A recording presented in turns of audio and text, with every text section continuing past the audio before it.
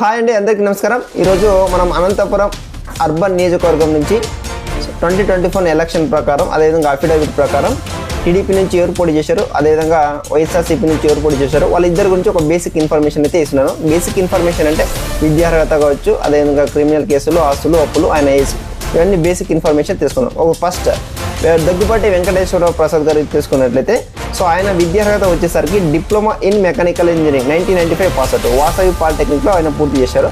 So 2024 election సమయానికి ఆయన వయసు 48 సంవత్సరాలు. సో ఆస్తులు చూసుకుంటే ఆయనకి 53 కోట్లు ఉన్నాయి, అప్పులు కూడా 5 కోట్లు ఉన్నాయి. సో క్రిమినల్ కేసు వచ్చేసరికి ఒకటి ఉంది. అంటే క్రిమినల్ కేసు అయితే ఏదో మర్డర్ కేసు చేసిన క్రిమినల్ కేసు కాదు. సో వాళ్ళ ఏదైనా కొన్ని సందర్భాల్లో ధర్నాలు చేయొచ్చు, లేకపోతే ప్రజలకు అంతరాయం కలిగించినప్పుడు కొన్ని కేసులు పడుతుంటాయి రాజకీయంగా కొన్ని కేసులు ఐపీఎస్ సెక్షన్ ప్రకారం అవి కూడా కొన్ని క్రిమినల్ కేసు కింద వస్తాయి. దాని గురించి ఒక వీడియో చేస్తాను ఖచ్చితంగా. సో ఆయన పొందిన ఓట్లు ఏంటంటే 1,03,334. ఆయన వచ్చిన మెజారిటీ 23,000, దాదాపు 23,000 ఆయనకు వచ్చిన మెజారిటీ 2024లో. సో యాక్చువల్గా 2014 నుంచి అక్కడ ఉన్నటువంటి ప్రభాకర్ చౌదరి గారు పోటీ చేసి వచ్చారు టీడీపీ తరపున. 2014లో పోటీ చేశారు, గురునాథ్ రెడ్డి మీద ఆయన గెలిచారు. 2019లో ప్రభాకర్ చౌదరికి టికెట్ ఇచ్చింది టీడీపీ. అగైన్ 2019లో ఓడిపోవడం జరిగింది, ప్రభాకర్ చౌదరి ఓడిపోయారు అనంత వెంకటరామిరెడ్డి మీద. సో 2024కి వచ్చేసరికి టీడీపీ అధిష్టానం ప్రభాకర్ చౌదరి గారికి టికెట్ ఇవ్వలేదు. ఎందుకంటే ఆయన కొంచెం ఓకే ఫైన్, ఫైనాన్షియల్గా కొంచెం ఇది ఉండొచ్చు.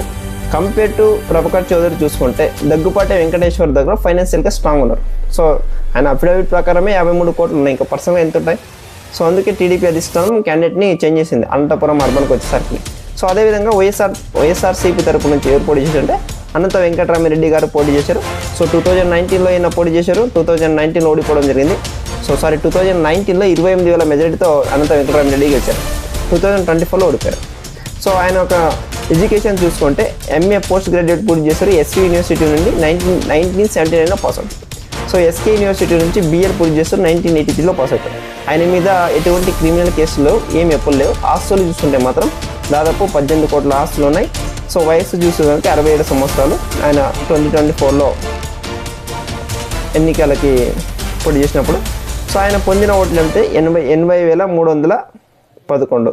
మెజారిటీ చూసుకుంటే 23,000 ఓట్ల తేడాతో ఓడిపోయారు. 2019లో ఈయనకు కూడా దాదాపు 28,000 మెజారిటీ వచ్చింది. 2014లో గురునాథ్ రెడ్డి పోటీ చేశారు, అప్పుడు ప్రభాకర్ చౌదరి మీద గురునాథ్ రెడ్డి ఓడిపోయారు. వైఎస్ఆర్సీపీ నుంచి గురునాథ్ రెడ్డి పోటీ చేశారు. 2024లో వైఎస్ఆర్సీపీ ఇక్కడ క్యాండిడేట్ని చేంజ్ చేయలేదు, అనంత వెంకటరామిరెడ్డి గారికి ఇచ్చారు.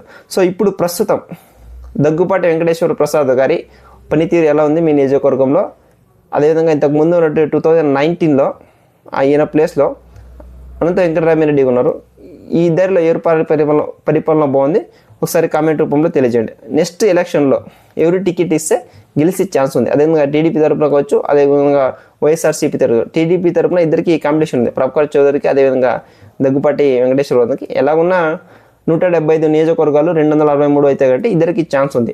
So compare to Daggubati Venkateswara Prasada Rao, Prabhakar Chowdary, Anantha Venkatarami Reddy, ఈ ముగ్గురిలో మీ నియోజకవర్గంలో ఎవరి పనితీరు బాగుందో కామెంట్ రూపంలో తెలియజేయండి. Thank you.